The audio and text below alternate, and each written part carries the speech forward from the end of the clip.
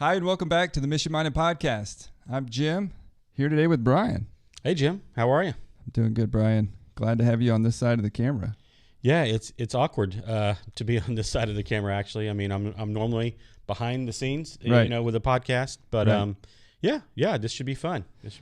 Another person who is often behind the scenes is Diane Becker, who we just finished the episode with. Right, we just finished interviewing Diane Becker, producer, director extraordinaire. Has a fantastic background.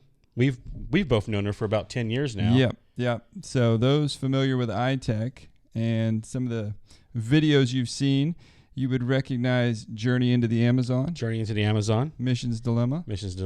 She also helped out on the next chapter with Steve. She was around ITEC at the time of Steve's incident, and so she helped out in those first few episodes of that. As well as End of the Spear. Yes. Yeah, but I think she worked as a assistant to the producer on that. So it has a pretty wide range of different things she's worked on producing. And interesting story, just using her talents for editing and creating content that tells a story that is, a lot of these stories in the absence of Christ, they just don't make sense. The End of the Spear, the story of the journey into the Amazon, other things that, I mean, even the next chapter, Steve's journey in that. And that's what filmmaking is all about. It's about telling good stories, and as believers who are filmmakers, we want to tell stories that, exalt Christ and share stories of people who have come to know Christ. And so Diane has done that with her films. She has a huge background. She's worked in everything from local TV to small-time documentaries to larger documentaries to feature films. Diane has done it all. And so she's someone who's very knowledgeable, and it was a joy to catch up with her. Yeah, and everybody's going to enjoy the conversation today, and be sure to follow up on some of the show notes below. We're going to link some of the films that she mentions. And also for those who are watching, if you give us a little thumbs up, a comment, subscribe, it helps us get the word out to more people. Correct. Yep. And if you were listening on to Spotify or Apple Podcasts, please go on and give us a rating, 5 stars, hopefully. If you like it, give us 5 stars and leave a comment down below. That helps people find us in their searches. And we want to get the word out. We find value in what we're doing, and we hope you do too. And so just help us get that out there. Yeah. Well, thanks for joining us on this episode of the Mission Minded Podcast. Welcome to Mission Minded, the podcast where we explore outside-the-box thinking in carrying out Christ's Great Commission.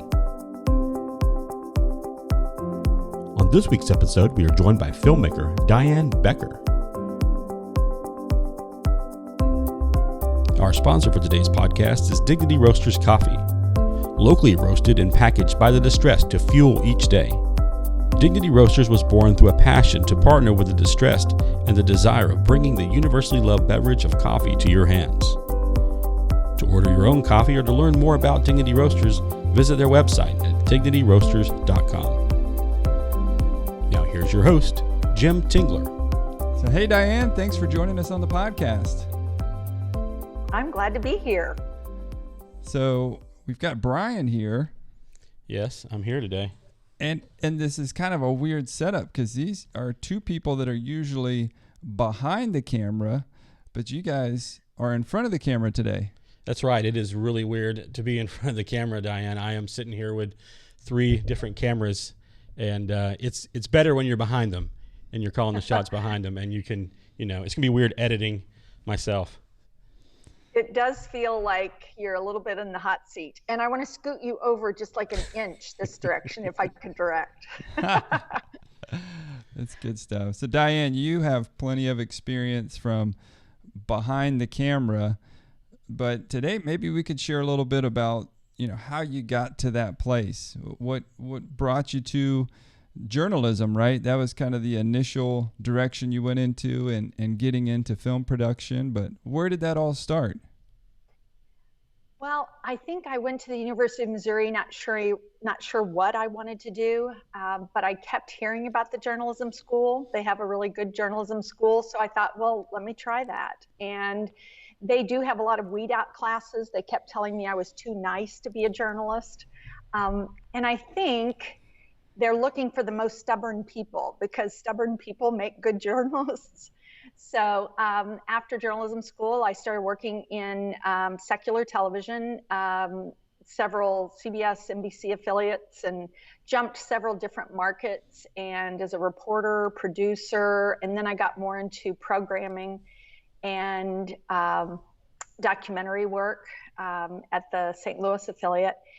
And I guess it would have been, I had grown up in a Christian home.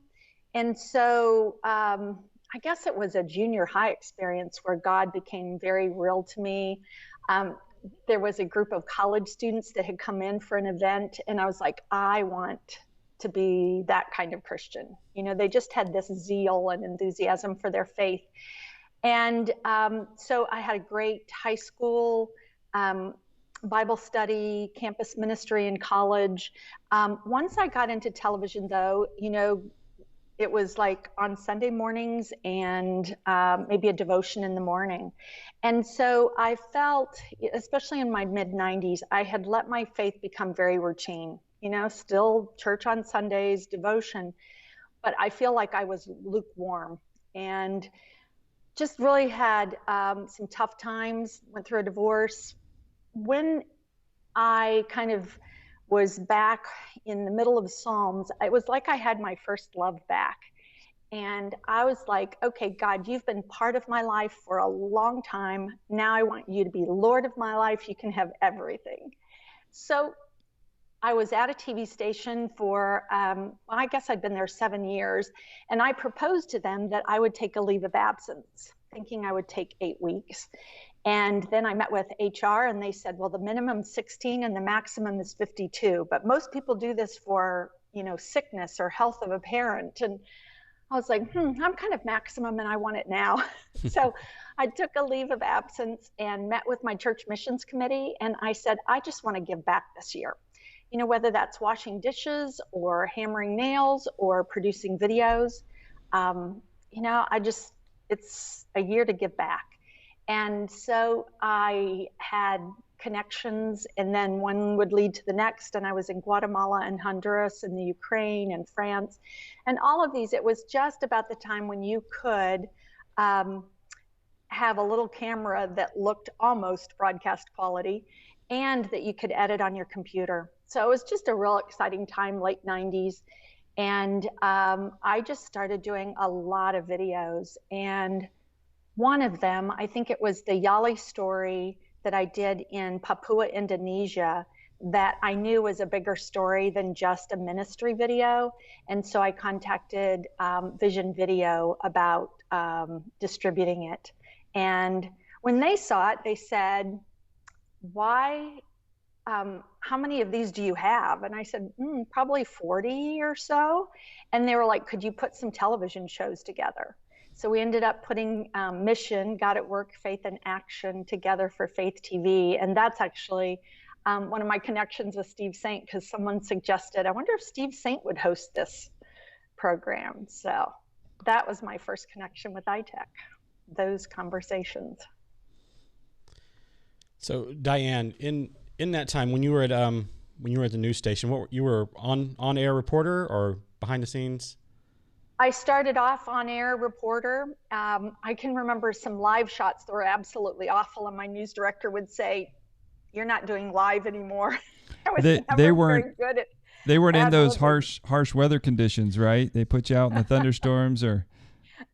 There were some of those. I do feel like that, though, television in the early 80s was more of a public service, whereas it kind of changed in, I would say maybe in the 90s, where it became much more of infotainment and how do you get people to watch you, and it became less of a public service. But I had switched. I did some on-camera work, but then when I moved to an executive producer job in Hartford, Connecticut, kind of went behind the scenes. You have a little bit more power, actually, when you're behind the scenes. So how was it making that transition from being in front of the camera and working with a large group to going in and being, kind of a one-woman crew? where you're filming, you're writing, you're editing, you're producing, you're finding those stories. How was that transition? It was definitely a transition, and I did miss the community. I loved working at a television station because there was such a community. And what I would do is I would go do a story, and then I would bring it back to my TV friends, and they would just tear it apart. Oh, look, there's too much headroom, too much chin room. Look, he needs to be off-centered a little bit. And they just, I mean, I'd always kind of watched it, but I really hadn't, shot anything since college. And I can remember bringing back the Yali story, and my photographer friend says, I have nothing more to teach you. It's beautiful. But I think, you did end up, shoot, write, edit, narrate sometimes, author the DVD, or back then I was probably even making VHS at the beginning. So I made whoever I was working with my team, whatever, excuse me, whatever mission team I was with, they became, kind of my crew, hey, we need a light here, or, I just involved them in that. I did get to the point, and this was probably even some of ITEC's influence, was trying to find someone, hey, is there somebody that wants to learn about this that could help? And, you just pass some of those skills along. So tell us how you met Steve Saint and started working with him on different projects. Well, I was actually working a movie project, and I had already heard about the movie that had become End of the Spear, and I ended up meeting several of the people, and but that had been on hold for a little while. But I just thought, I always wanted to work on a feature film, and how cool would this be to work on one about missions and missionaries. But on another film that involved some of the same people, somebody mentioned, actually Stephen Curtis Chapman was in the movie, and they said, what about Stephen Curtis Chapman and Steve Saint hosting the mission show you're doing? And so I got, kind of pursued that for a while. It was hard to get Stephen Curtis Chapman's schedule to work out. And so in the end, Faith TV said, why don't you just host it with Steve? And it was just during those earlier conversations, I guess, and we were still, knew we were going to work on the movie. But I was talking to Steve one day, and he goes, do you weld? And I said, no, but my dad does. And he goes, why don't you get him and come down here? We need to make an airplane for the movie. It doesn't have to fly, but it has to look like it could, and then the Waodani Indian spirit in the movie and tear it up.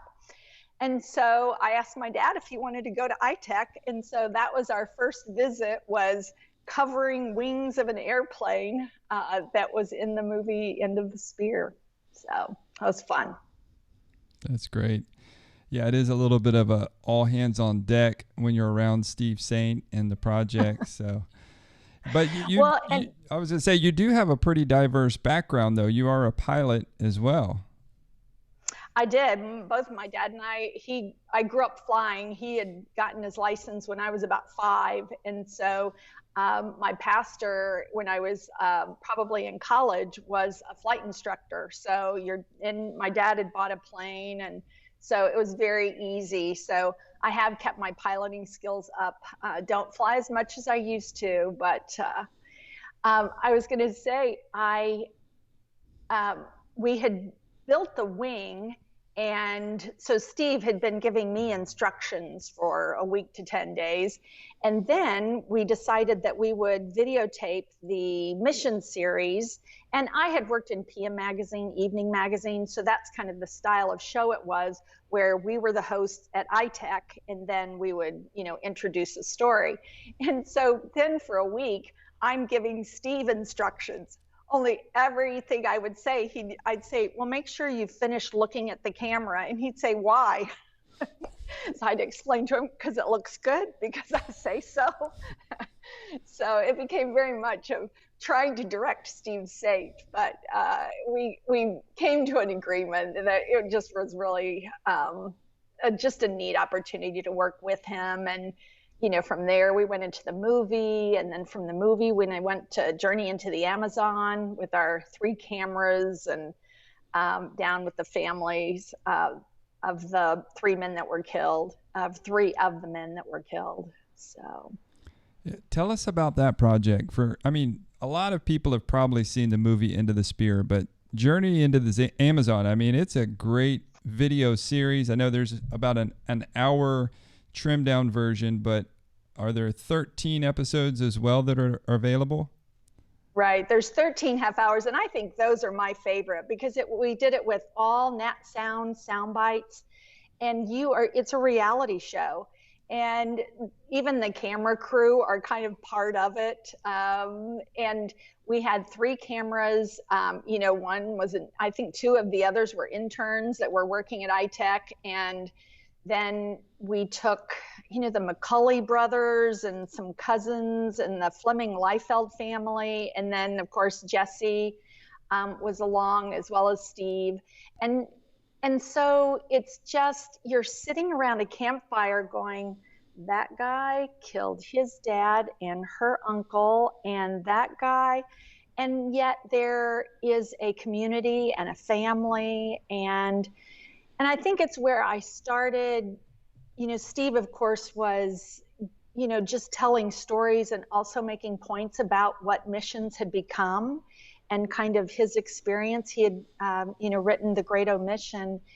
And so it really started to sink into me. I always say Steve Saint ruined my romantic view of missions that I had. And, and after Journey into the Amazon, which I think you can Google and watch the 13 episodes, I highly recommend it. It's on our YouTube page. We host it on our YouTube page. Awesome. Yeah. That's what I was thinking. You had done that. That's awesome. And I do like the 13 half-hour series rather than the 1 hour. So it's during one of those binge watch times. But, and I mean, we did crazy things with that Journey into the Amazon. They had built, hacked out a canoe out of a tree, but it was a mile from the river. And so our whole group of 40 people get that canoe to the river, and we do the whole fishing in the river with poison root and the blowguns. It was just really an experience that you get only with the Waodani Indians. So it was amazing.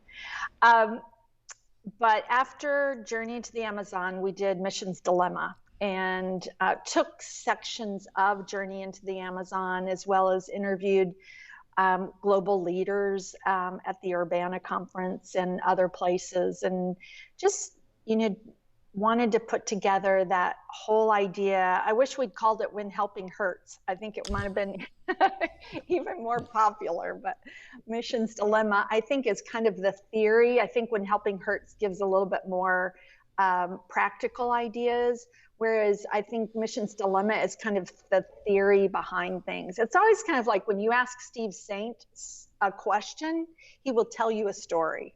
And it's interesting how if you think about that story, you will get your answer. So Diane, I think some of our listeners have seen, the Mission's Dilemma or are aware of it. So when you're putting together a project like that, how much work is involved in that? Because I know you have to find, you have to script this out, and then you have to find, and you interviewed quite a bit of people who are involved in missions and that.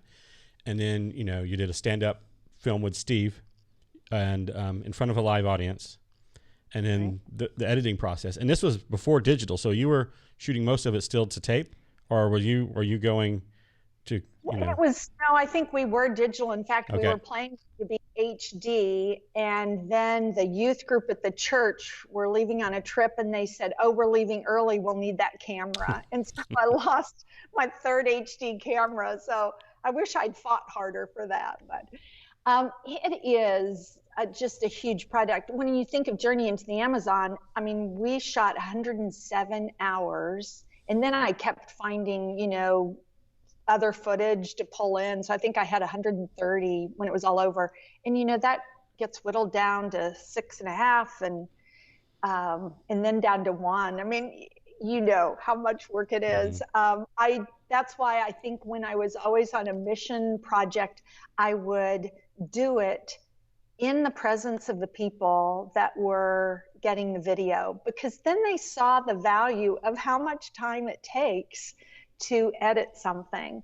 And there's a sideline story that I was in Nepal and I was editing a project, and they would come in at breakfast and we'd have dinner together, but always on the side, I was still editing. And I remember this associate pastor out of Kansas City looked at me and he goes, "This is worship for you." And I was like, I never thought of that. He goes, "No one could do as much as you do for this unless it was worship." And so just giving myself that idea that editing is worship. So that was cool. All right, remind me where I was now. We were back. Oh, how much time it took for Missions Dilemma. You know, I was taking snippets from Great Omission. I had talked Steve into coming to Urbana to interview people, and he wasn't sold on the idea until he saw that they were echoing what he said and saw how that gave him more credibility when they were repeating what he was saying. So that worked out really well.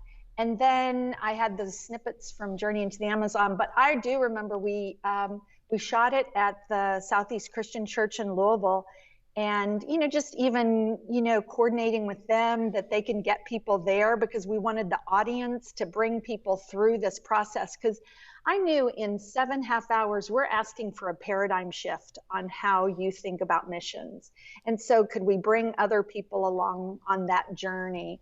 And I just remember Steve and I, we knew we were taping 3 or 4 the first evening, maybe 2 or 3 the first evening. And so we had that many scripts, you know, really done. And he was still ad-libbing some on there. But then the next morning we had to get up like at 5 o'clock because we had like 4 or 5 more scripts to iron out. And I just thought, oh, we should have had one more script meeting. So you always wish you'd done a little bit more. But I remember he would say after, and he'd even, you know, when I talk to him now, he'll say, "That was everything I wanted to say about missions." You know, it just, he said he felt like that communicated his message. So cool.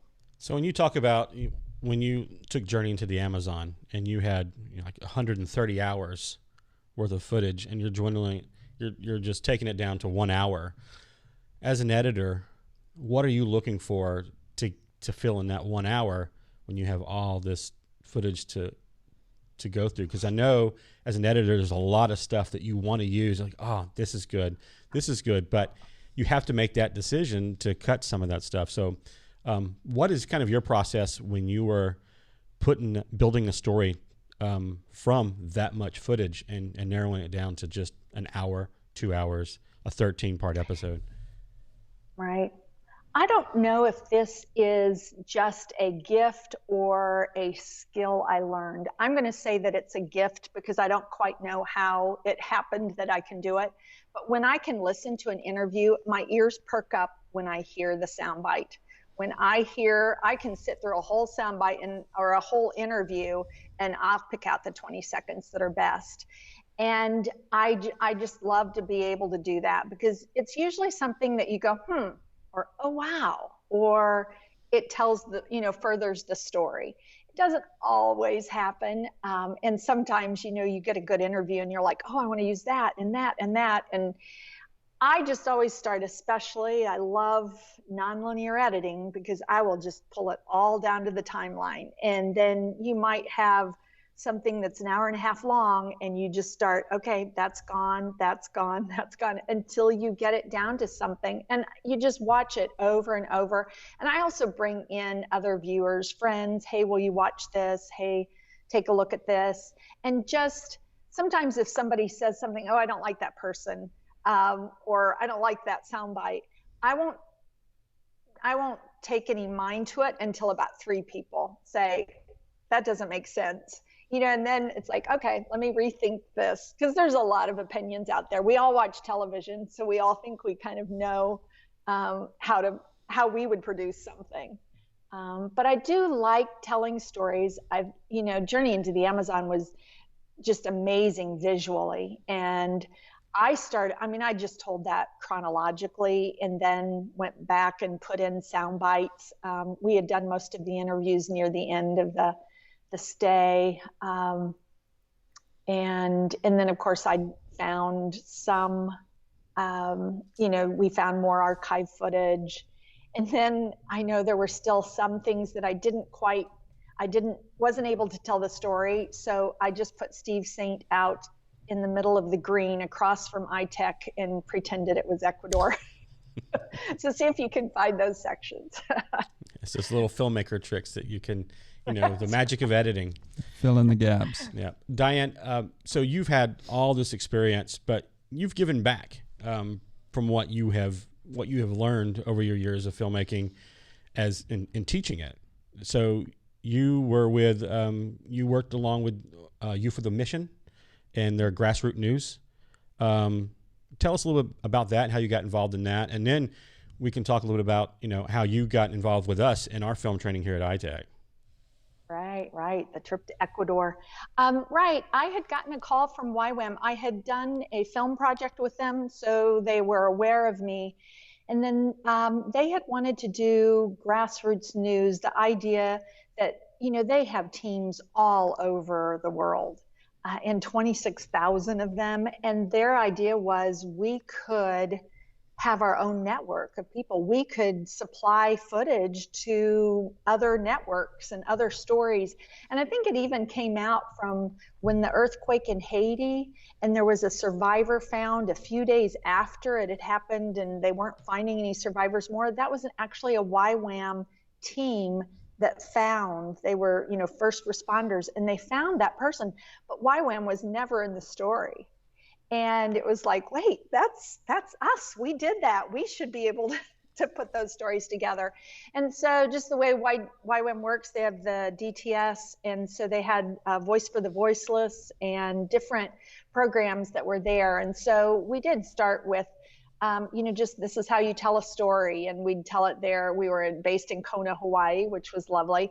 And then all the teams went out, and even the team that went to Panama ended up with a gal there that, we were all learning at the same time, but she had been fostering some kids in an orphanage, but in Panama law, you could not adopt the kids you were fostering. And so that team put together a documentary, and visually it's gorgeous. We didn't quite, their audio was not great on their sound bites, but it's also Spanish. So for the English version, you don't really lose a lot. But they ended up changing the law with that documentary. And I think they started to see the power of that. And, those have gone on to do some other films and taken on some other things. And you worked that was Brittany DeVries? Yes, Brittany DeVries was the producer on that one. And then later she came to me and said, would you do A World Without Orphans, or the documentary that became that? And so she's kind of on her own trajectory. I think she's got some projects coming up as well. So it's neat to see that. So, and I think about our trip to Ecuador, was. Yeah. So how important is it for us to pass on our knowledge and our skills to those that want to learn, how to tell stories in their own language? We went down to Ecuador in 2014, and we spent 5 weeks there, teaching, I think, like 30 students, editing and cinematography and story. And you were a big part of helping with that. So how important is this for us to pass on our knowledge?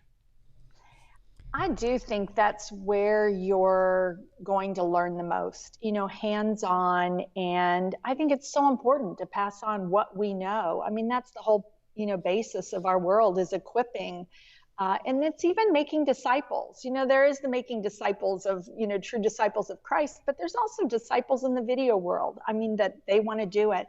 I do think you have to find somebody that really loves to tell stories and loves the visuals and the editing. You have to love the editing or find a good editor. But I just think about the film festival that we did at the end of those 5 weeks.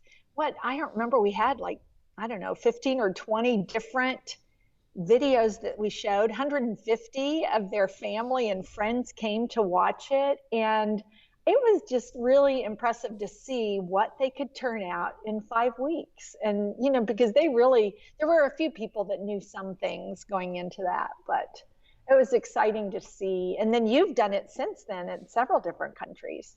Yeah, yeah, and your work on that and helping us put that training curriculum together, especially with the story side of it, has really helped us, and we have gone just all over the world with it in dozens of trainings now, where we have the trainings with the students, and then those same film festivals we do at every training where they invite the people from the village to come out and their family and friends, and they share these stories. So we thank you for helping us with that and helping us get that off the ground.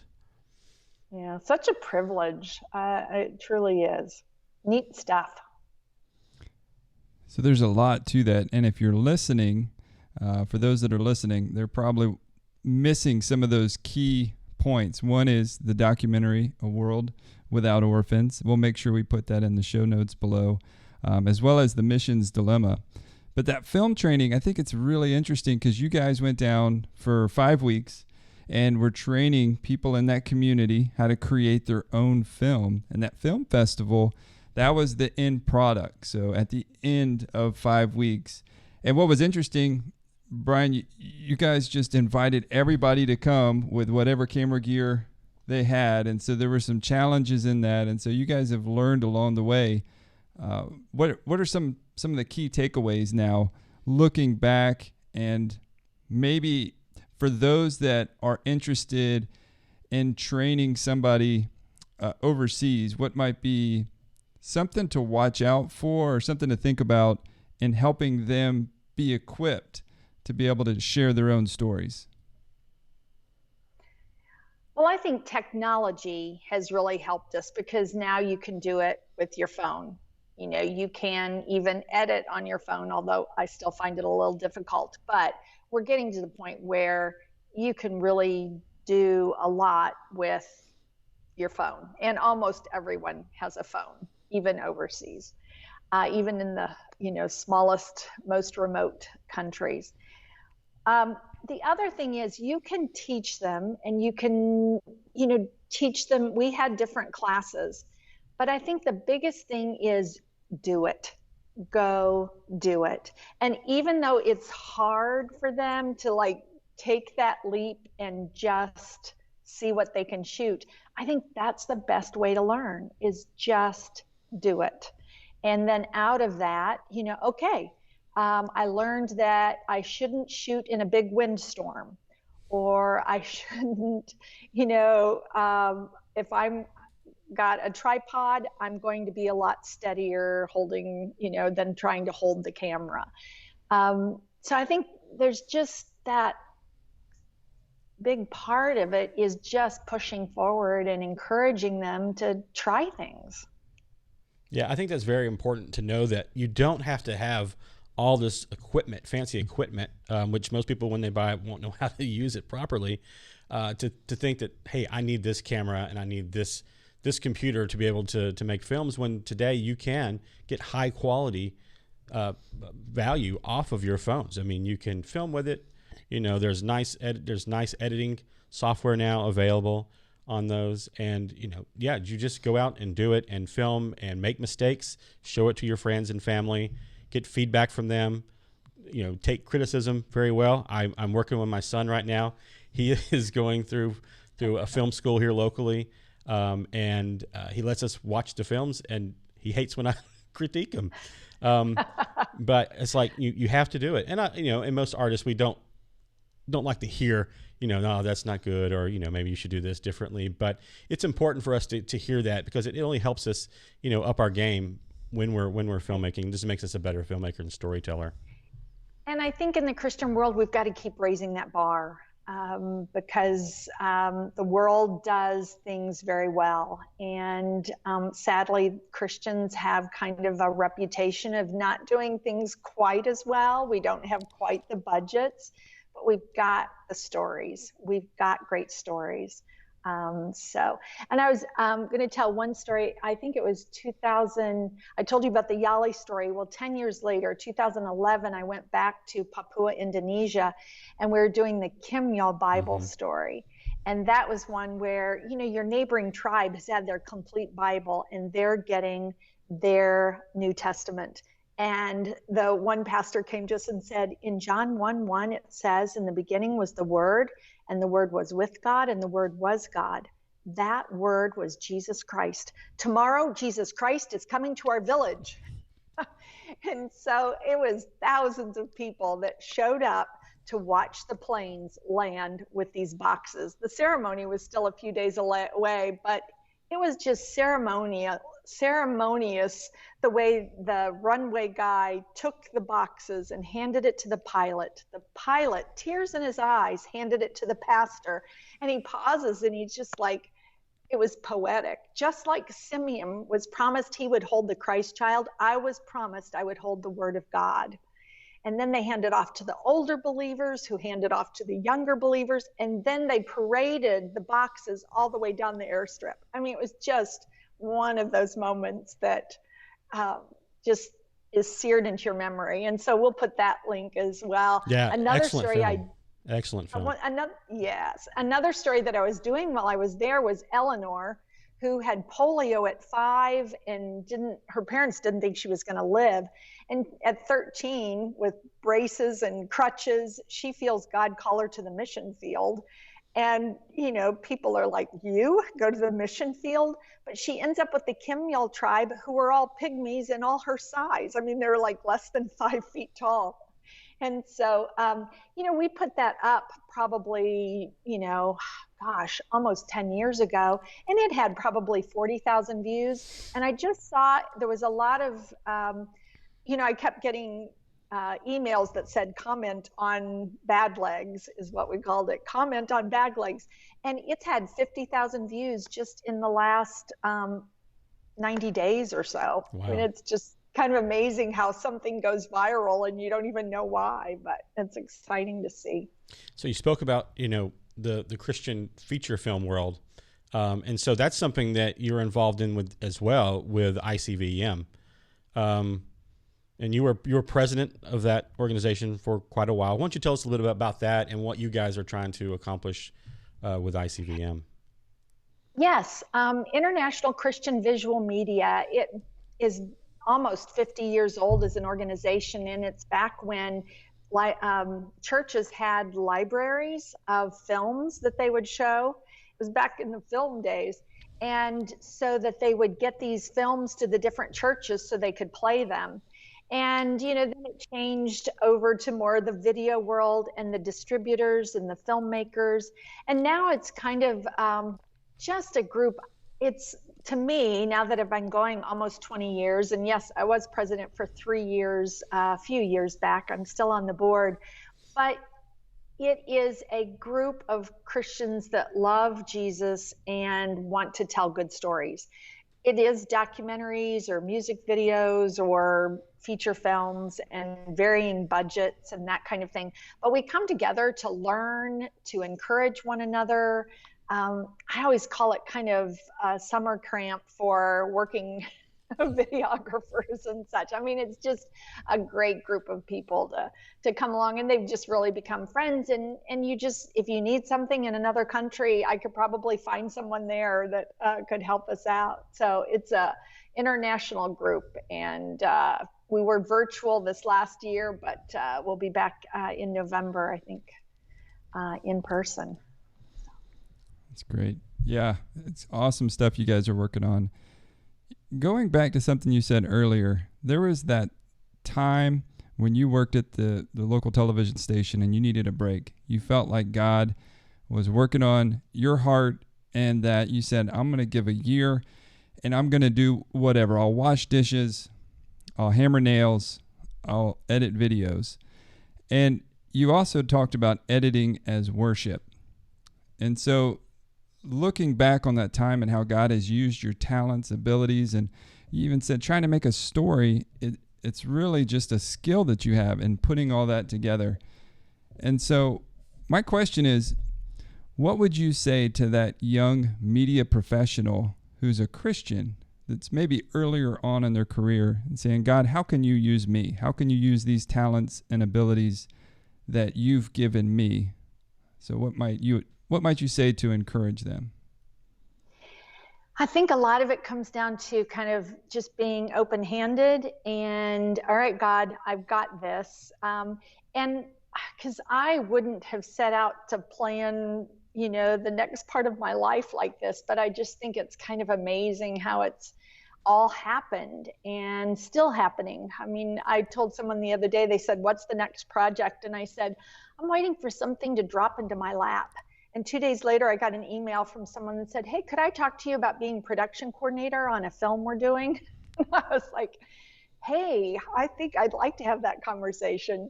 Who knows where it will lead to? But I think for that young filmmaker, it really is being sold out to God first. Letting God direct and guide and, looking for opportunities to serve him. I think there is always that idea that you want to keep your skill set up and just learn to do things better and just raising that bar. So you just always want to kind of learn more and be hungry to learn. I think that's important. And then just be, willing to try new things. Sometimes it works. Brian, you probably know this.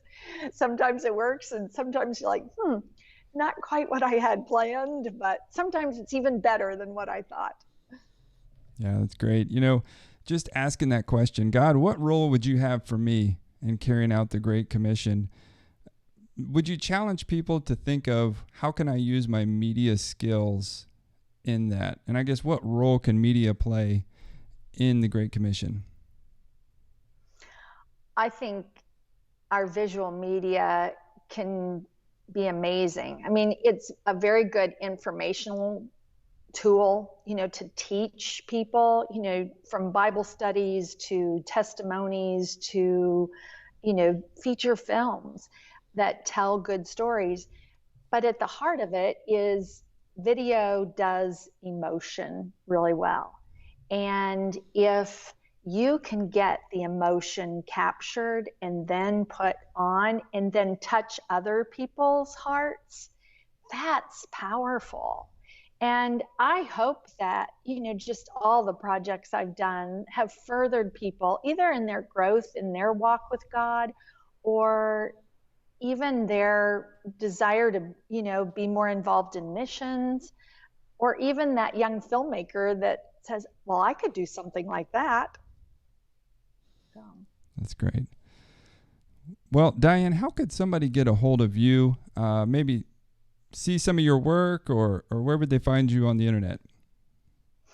I do have a website, thanks to my brother. So it's dianebecker.com. It is a few years old, but I do try to keep, most of my projects on there that are fairly easily accessible.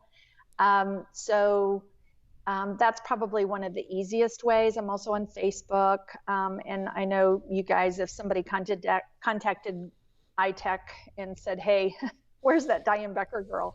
But I think there's a contact page on the dianebecker.com. Great. And we'll be sure to link that in the show notes below, as well as some of the films you've mentioned. So, Brian, any final thoughts as we wrap up? Yeah, Diane, I just want to say, when I came here to ITEC 10 years ago, as, the video guy, you were one of the first people I met here, and you have been a great mentor to me over the years, and we've had the chance to work with you on a few different projects and learn from you, and I use what you've taught me every single day in putting these films together we do here, and I just want to thank you for your work that you've done, and I look forward to that next story that you're telling. Thanks, Brian. I appreciate that. I think I learned from you as well. And yes, we need another project together. We do. We'll talk afterwards. Sounds good. So good to have you on the podcast today, Diane. We appreciate your time. Great. Thanks, guys. I miss ITEC. It's always great when I'm there. I don't think I've been there since over a year now, but it's always good to drop in. And sometimes there's a project, and sometimes it's just to say hello and eat a good meal with friends. But love you guys. We love you too. We'll look forward to the next visit. Have a great day. All right. Thanks, guys. Bye-bye. Bye. Thank you for joining us for this week's episode of Mission Minded. For more information on today's topic and show notes, please visit our website, itecusa.org. Mission Minded Podcast is produced by ITEC. The goal of this podcast is to inspire conversations about Great Commission participation. The views, organizations, and individuals represented, interviewed, and discussed on the podcast do not necessarily represent an official position or formal partnerships with ITEC.